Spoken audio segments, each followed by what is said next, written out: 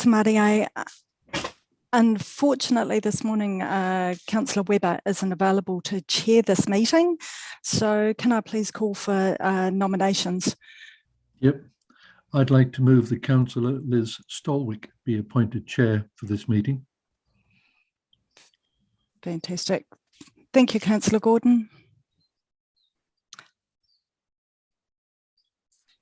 I think it's seconded, yeah. Seconded by Councillor Brown. Lovely. Thank you, Councillor Stolwick. If you can take the chair, please. Thanks, Dawn. Okay, very warm welcome to everybody. Of course, this is the Service Delivery Committee for the 19th of April. So first of all, I will call for apologies, and we have apologies already from Graham and also Hazel.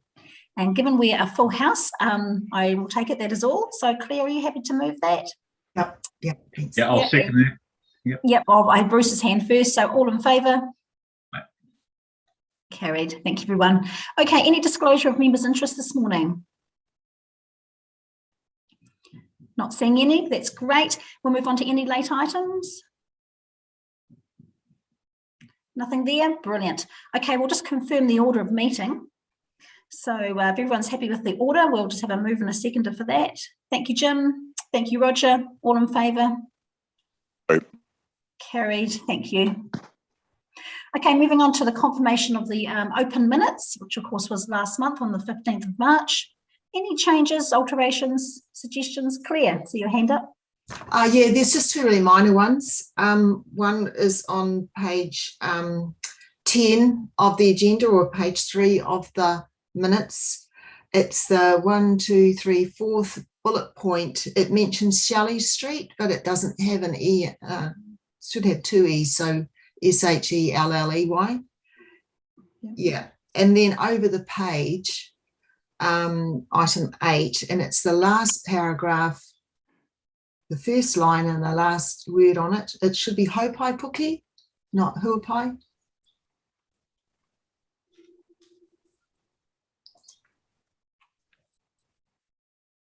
Thank you, Claire. Okay, any other changes to that?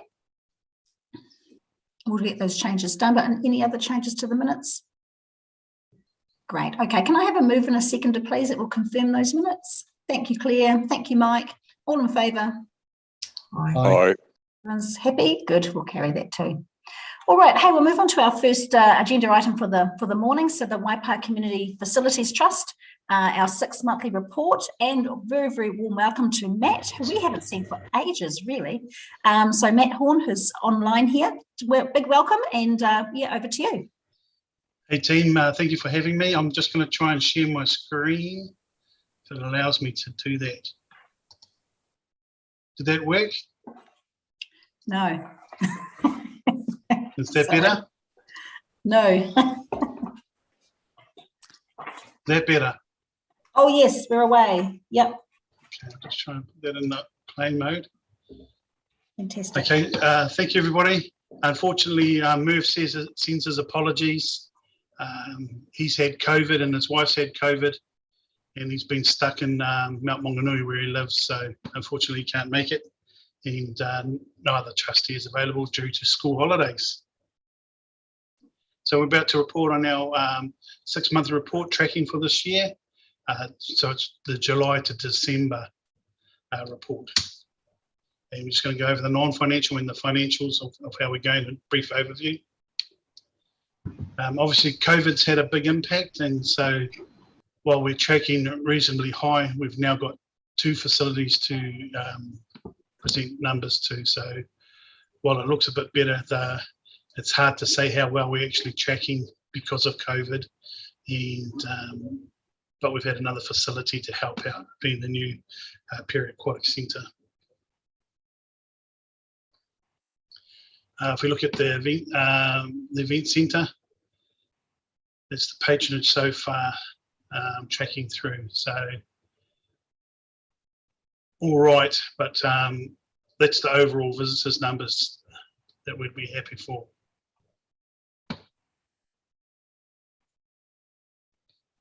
LIVINGSTONE Aquatics, you can see it's not too bad.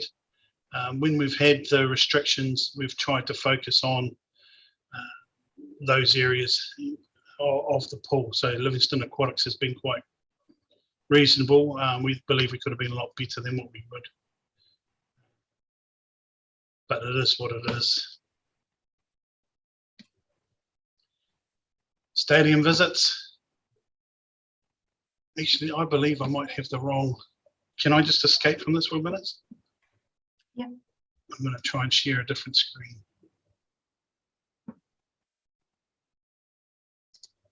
Because those numbers look a bit different. Let's try this report. Sorry, my mistake. That's okay.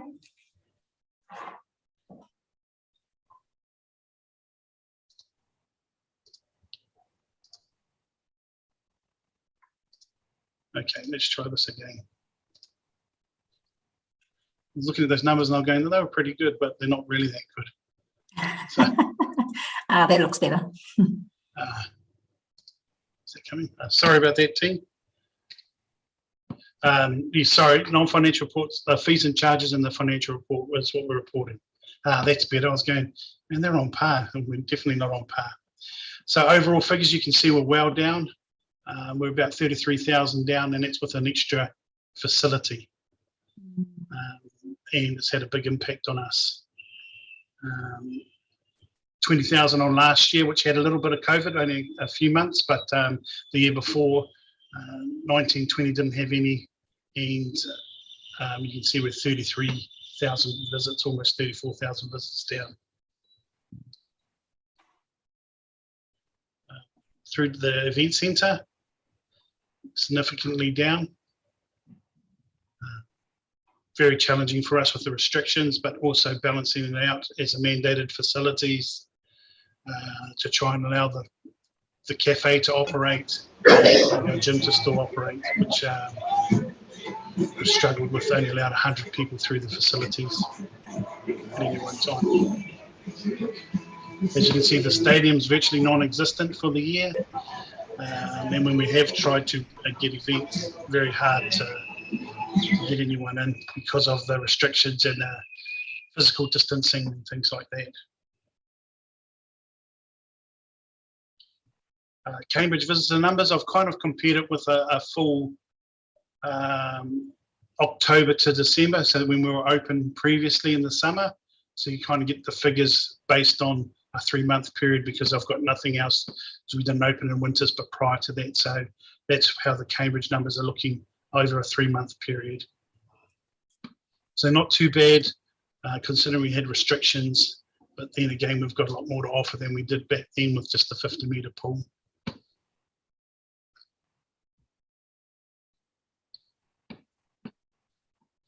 Club WAIPA, as you can see, the memberships dropped quite a bit. We had a lot of people that didn't want to be vaccinated, obviously finished their memberships, and just the restrictions were significantly hard on them.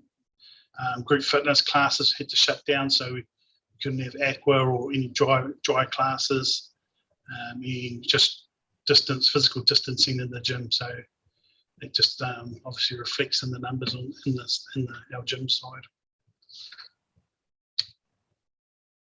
So on my part, that's kind of been a good focus of ours. We have got 2 centres though, and we were well on track ahead of them before COVID hit. Mind you, we've only had 1 month without COVID in this financial year, which was July. So we're tracking pretty much the same as last year, but we were anticipating being a lot higher.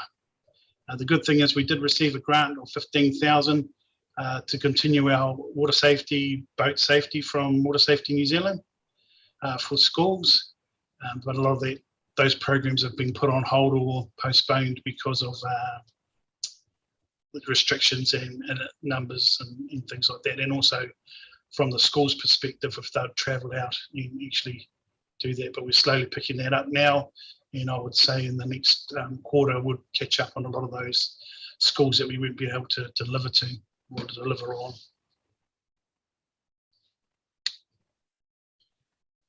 Accidents, incidents are pretty much reflected in the drop of numbers, except for incidents.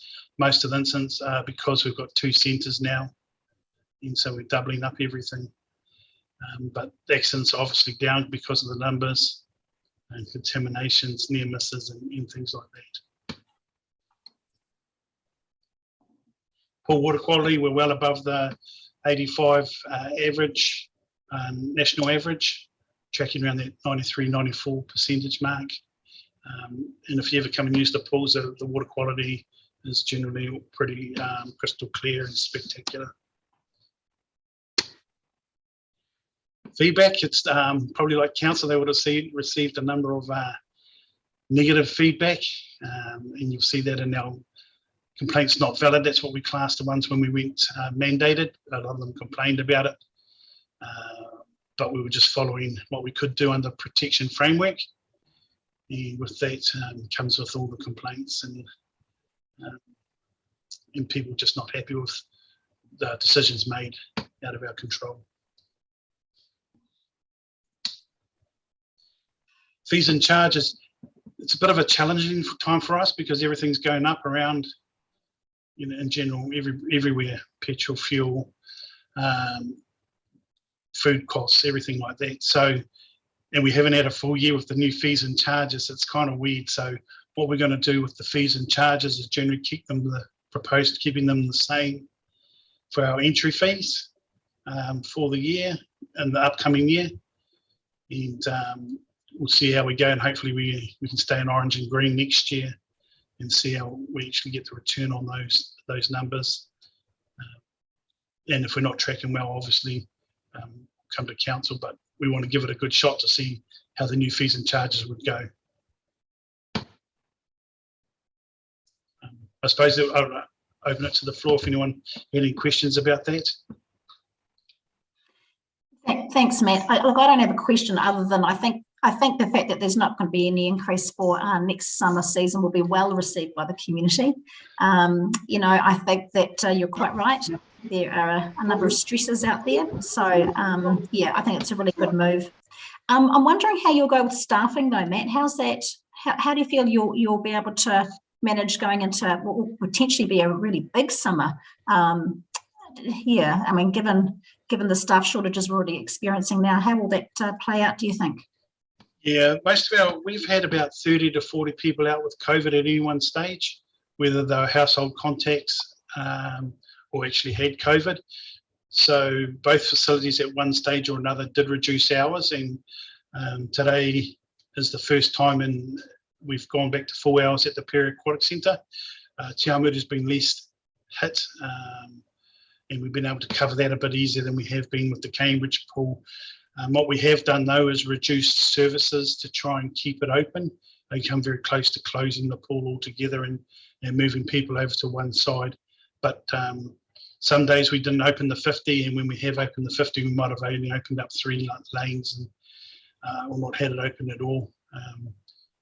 And sometimes not the toddlers pool if there's no demand and things like that. So the staff have done well to balance it out, because we've had managers on reception. I've even had to cover reception and things like that, being that short. And it's just luck of the draw. And some of the staff flat together. And so some of them haven't got it, but at household contacts. Some of them have had children that have had it, and then they've passed it on to another sibling, and then they've finally had it and had 3 weeks off. So we've had it quite tough, but I think the staff have done very well to balance it out and still provide a service without actually completely shutting down. So that's where we've got with that. Thanks, Matt. I'm sure everyone loves it when the boss is on reception. Yeah, just not, you won't get fast service from me trying to find out where everything is, but we do all right. Marcus, did you have a question or? I did, but it's kind of been answered already. But I was just wondering that another question I just thought of: how's the relationships with the cafe going? Like, is the cafe, is it performing, or you know? Yeah, so we've worked with the cafe to work out a routine, a reduction in payment for them while we've been under these restrictions.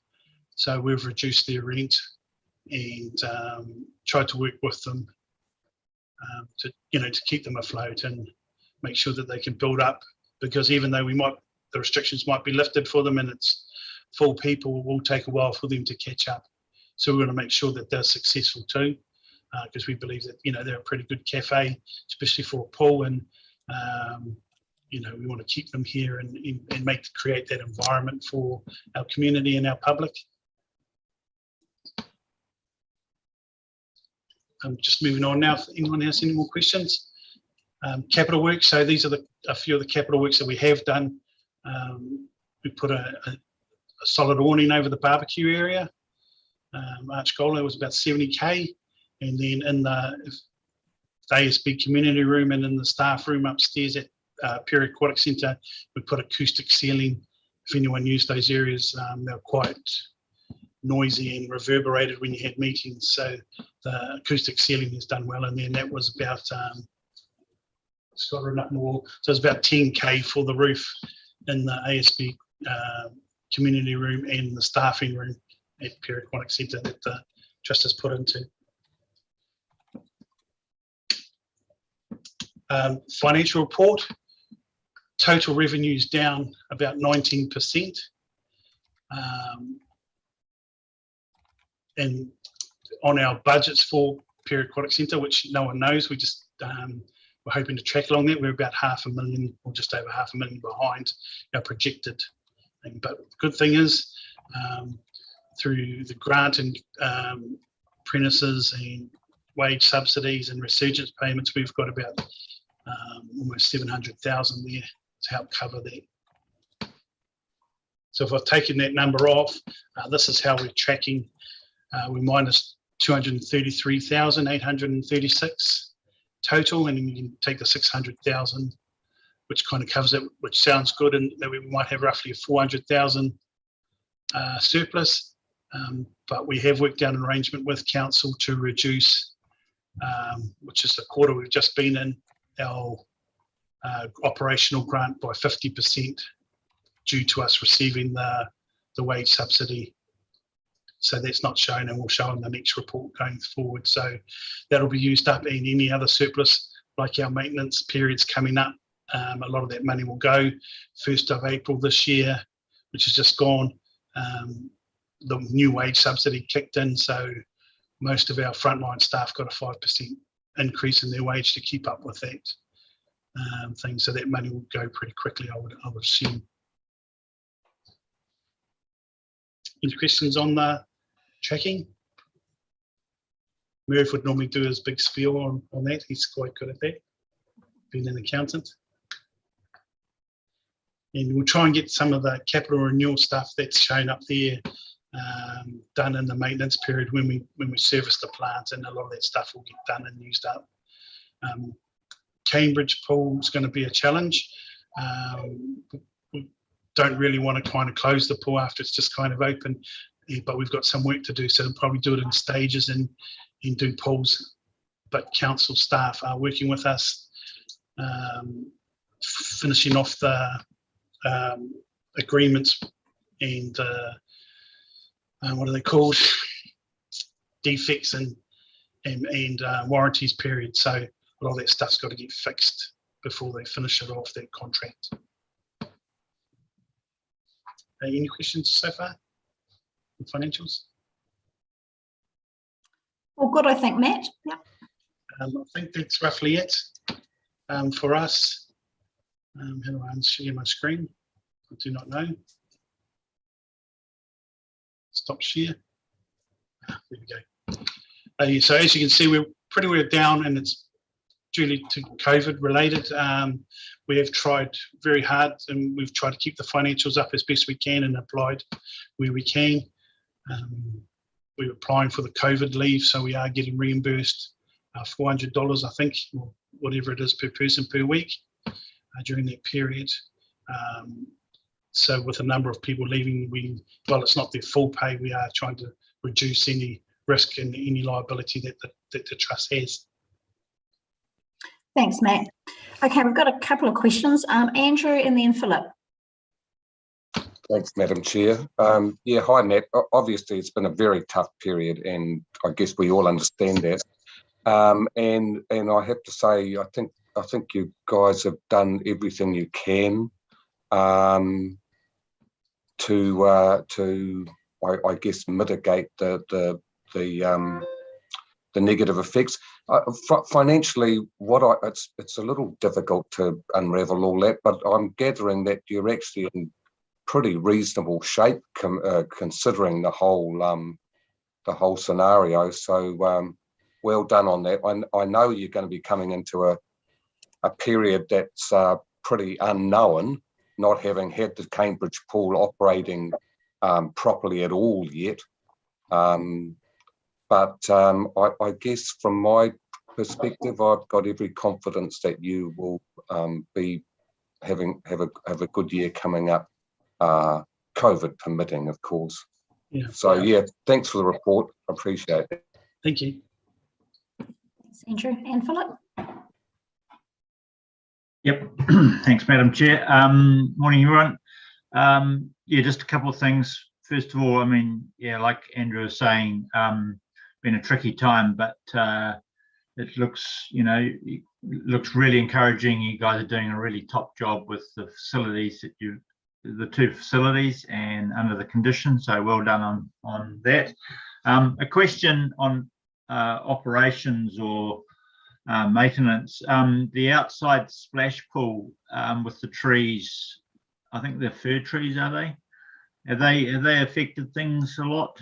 The debris and what have you fallen in the splash pool? Are they going to get removed? Is there any updates on that? To Madam Chair, I'll leave that to Sally Sheedy, please. She probably know more than I would about that. I can see Sally smiling away. She knows I've talked to her about this before. Through the chair, and thanks, Matt and Councillor Coles for that question. We continue to monitor the trees around the pool, and we have done some upliming of those trees in terms of the trees next to the splash pad. Obviously, the team continues to work with WAIPA and operational needs and maintenance as well. So while we've been extremely lucky, I think, over the summer period with good dry spells and heat, we will continue to monitor if there's any impact with the needles into the splash pad. At this point, we seem to be managing okay. It's just when we have those real heavy downpours. So recognise the concerns that you're raising, and also continue the conversations with WAIPA around those trees and whether or not they remain. But the team are doing a really good job, and I'd just like to echo the sentiments of council in terms of the last 6 months for WAIPA. They've really juggled everything well to try and maintain services for our community while being heavily restricted, either impacted by COVID or following the COVID protection framework. So I think a well done to the team, and very much also, we've got 2 amazing facilities that our community is getting to use and getting to understand with Perry Aquatics Centre. So look forward to the next 6 months, Matt, until we get to next summer and really see what that looks like, hopefully without the restrictions you've experienced. So well done to the team. Yeah, absolutely. Yeah, thanks, Sally. And I mean, with the trees, probably now as well, with winter conditions, autumn conditions with wind and things like that, they drop a lot of debris. But there's been, just on another side note, there's been a lot of great feedback from our community, and particularly from the Ross brothers, or Mike Ross, who's in a wheelchair. So he uses the facilities and he finds it really user friendly and everything. So it's, yeah, they're one of our supporters. So yeah, the great feedback from the community and from him. So thanks. Thank you. All right, any other questions for Matt? No? Okay. Hey, thanks, Matt, for your attendance this morning. Really appreciate the update. Good luck for the upcoming summer. I'm sure it'll be a completely different one. So Thank you very much. Thanks. Cheers, team. Okay, we'll move on to item number 7, the Te Awamutu Community Board recommendation. And I think Joe is... sorry, Liz, we need a mover and seconder for... Oh, for the report. Of course we do. Sorry about that. So mover and a seconder for the... thank you, Jim. And thank you, Mike. All in favour? Carried. Okay, thanks, everyone. All right, yes, we'll move on to item number 7, the Te Awamutu Community Board recommendation. And I've got Joe Greig down to look at this one. Is she online? No. Who would like to do this one from staff? I will just message her, Liz. Just bear with me. Okay, that's all right. Otherwise, we can. It's a pretty straightforward item. In fact, just thinking one of the community board representatives on council could probably talk us through any queries that might be regarding that anyway. Through Madam Chair, I can give a bit of an intro anyway. You may recall this item came to the committee a few months ago in terms of the recommendation from the community board around how we refer to the car park in Arawata Street. And the committee considered it, but asked that staff go away and have a discussion with iwi with respect to the proposal of it being known as the Te Arawai car park. That has been done. And so therefore we previously considered it and left it on the table subject to that additional consultation. So the items brought back on the basis that we've done the consultation, and the feedback from iwi was that they are supportive of it being known as Te Arawai car park. You'll recall that it's not a public car park as such. It is a car park associated with the building, but in the future that building will obviously be known as Te Arawai. So yeah, that's the summary at this stage. So the recommendation being that it becomes known as Te Arawai. Thank you for that, Dawn. Bill, do you have a question? Not particularly a question, just to support the decision. I think that with the centre becoming the Te Arawai Centre, that it is good that the car park connect to it in that regard. And so we, yes, we were consulted and we're happy with it. Thank you, Bill. Any other, Jim? Just quickly through you, Madam Chair, I just picked up, Dawn, you said it's not a public car park, but we're paying the lease now for that whole site. So is there any reason why it couldn't be deemed a public car park and people encouraged to use it? Sorry, through you, Madam Chair. Yeah, that's probably my reference in terms of it will be available for public use. It's not one that is sort of standalone and therefore gets a formal name, and that it will always be associated with the wider area of land and the buildings associated with it. So my apologies for that reference. That's all right. Thanks. Okay, any other questions around that? Otherwise, we have a recommendation. And Andrew, are you wanting to move the recommendation? Yep, thanks. And a seconder? Yep, I saw blue. So all in favour? Aye. Aye. Carried. Thanks, everybody. Through the chair, sorry, apologies for being late. I was just checking with recommendation C. Were you moving the first part or the second part? Because it was an or, either or? The first part. The first part, okay, thanks. Thanks, Joe. Okay, all right, we'll move on to item number 8, which is the Regional Council Passenger Transport. Eric is online to talk us through that. Morning, Eric. Good morning, Madam Chair and elected members. I'll just run through a couple of the key items of my report and then I'll field some questions. So the key first point is that a couple of years ago, we agreed to improve the service levels for our WAIPA bus services to Hamilton. And the intention was for those services to be improved as part of a new contract, and that way we would get really good pricing on a competitive market for those extra services. And my report details what they are. That procurement has been delayed, but it's back on again now. So now we're back into that discussion of the procurement, and what's happened is the Regional Council wants to consider, I guess, if we want to run an electric bus fleet for our WAIPA services. And the rolling stock part of that opportunity is fairly simple in terms of range and technology, but the issue is these buses need to charge overnight at either the start or the terminus of the route, which is Te Kiki or Cambridge Leamington. So it kind of, we start to head down a pathway of a very informal bus depot. And so the services are not viable electrically if they if they park overnight in Hamilton, it wouldn't be viable because of the amount of dead running they would have to do. So yeah, are there any questions for my report? Thank you, Eric. I think the report was excellent. It outlined all the objectives. Philip, question. Yep, thank you, Madam Chair. Thanks, Eric. Just charging areas in the towns and things like that. Would you consider working with, I'm not sure about Te Amuta, but consider working with top 10 holiday campground, so they have a charging spot for the bus, but also it ties in with camper vans and things like that. And as more camper vans become available that are electric, would that work just as an option, as a thought? Through Madam Chair, Phil, is that the one in Leamington? Yeah. Yeah. So I'm not that familiar with that site. Well, we'll explore all options, but I'm just not familiar with that site.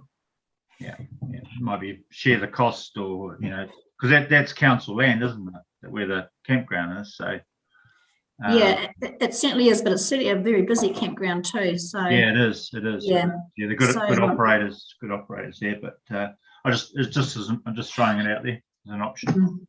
Thanks, Philip. Roger. Yeah, thanks, Madam Chair. Yeah, I support the opportunity to look at moving to an all-electric fleet. I think given the opportunity to develop a charging station, and I'm particularly talking about Cambridge, but it equally applies to TA, there may be opportunities to work with the private sector in terms of transport operators as well. And I'm talking about maybe some of the electric goods vehicles that maybe charge during the day, where the buses will need to charge overnight. So I think that's positive. But also moving to an electric fleet, that opens the possibility of getting those smaller capacity vehicles on the road at a much cheaper run cost, whether they be a standard route or whether they be an on-demand Uber type service.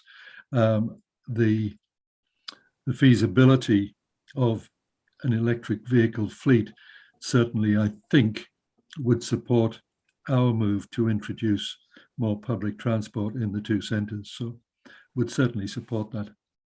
Thanks, Eric. Okay, thank you, Roger. Any other questions for Eric on that item? Otherwise, we have a recommendation, A and B.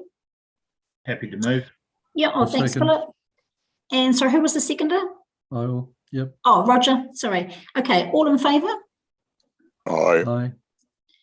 Carried. Okay, that's fantastic. Good news. Okay, thanks, Eric, for that. Thank you. All righty. Okay, we'll go back to our agenda. So our next item here is our resolution to exclude the public. We've got a public excluded item coming up. Can I have a mover and a seconder, please? Thank you, Lou.